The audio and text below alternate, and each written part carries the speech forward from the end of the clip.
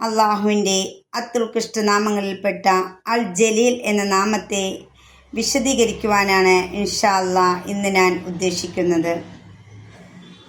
സമ്പൂർണൻ, മഹത്വമുള്ളവൻ, ശ്രേഷ്ഠൻ, ഗാംഭീര്യമുള്ളവൻ, ഉത്കൃഷ്ടൻ എന്നിങ്ങനെ അർത്ഥങ്ങൾ അൽ ജലീൽ എന്ന നാമത്തിനുണ്ട്. സ്വയം പര്യാപ്തി, ആധിപത്യം, വിശുദ്ധി, അറിവ്, കഴിവ് മുതലായ ശ്രേഷ്ഠ ഗുണങ്ങളുള്ളവനാണ് അൽ ജലീൽ. ഈ ഗുണങ്ങളെല്ലാം സമ്മേളിച്ചവൻ നിരുപാധികനായ അൽ ജലീൽ തന്നെ. അങ്ങനെ അല്ലാത്തവരുടെ ശ്രേഷ്ഠതയും കുറയും. നിരുപാധികനായ ജലീൽ അള്ളാഹു മാത്രമാകുന്നു. അൽ കബീർ എന്ന നാമം അള്ളാഹുവിൻ്റെ സത്തയുടെ സമ്പൂർണതയെയാണ് കുറിക്കുന്നത്.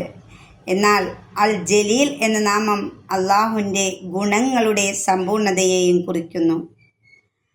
അള്ളാഹുവിൻ്റെ സത്തയുടെയും ഗുണങ്ങളുടെയും സമ്പൂർണതയെ കുറിക്കുന്ന നാമമാണ് അൽ അലീം എന്നത്.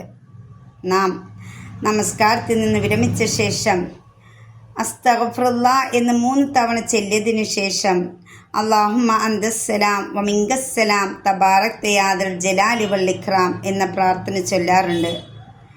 അള്ളാഹുവേ, നീയാണ് രക്ഷ, നിന്നിൽ നിന്നാണ് രക്ഷ, ഉത്കൃഷ്ടനും ഉന്നതനുമായ നീ അനുഗ്രഹമുടയവൻ തന്നെ. ഇവിടെ അൽ ജലാൽ എന്ന ഭാഗം അള്ളാഹുവിൻ്റെ നാമവുമായി ബന്ധപ്പെടുത്താവുന്നതാണ്.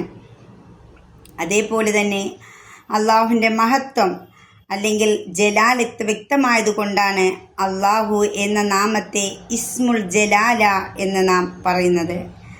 നാമങ്ങളിൽ ഏറ്റവും ഉത്കൃഷ്ടമായ നാമം അള്ളാഹുവിൻ്റെ നാമം തന്നെ.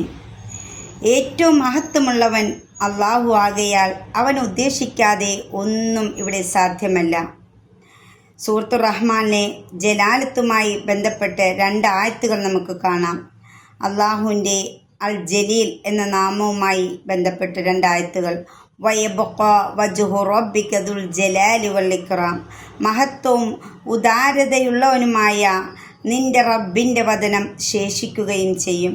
അതേപോലെ മറ്റൊരു സ്ഥലത്ത് കാണാം തബാറകസ്മു റബ്ബിക ദുൽ ജലാലി വൽ ഇക്റാം, മഹത്വവും ഉദാരതയുള്ളവനുമായ നിന്റെ റബ്ബിൻ്റെ നാമം വളരെ മേന്മയേറിയതാകുന്നു. ഇവിടെ അള്ളാഹുവിൻ്റെ മഹത്വം കൊണ്ട് തന്നെയാണ് ഈ ലോകത്തുള്ള ഏറ്റവും വലിയ കരുത്തനും കരുണ ലഭിക്കുന്നത്.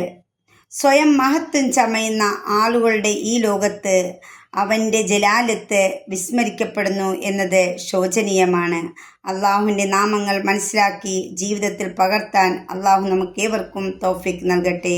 അസ്സലാമു അലൈക്കും വറഹ്മത്തുള്ളാഹി വബറകാതുഹു.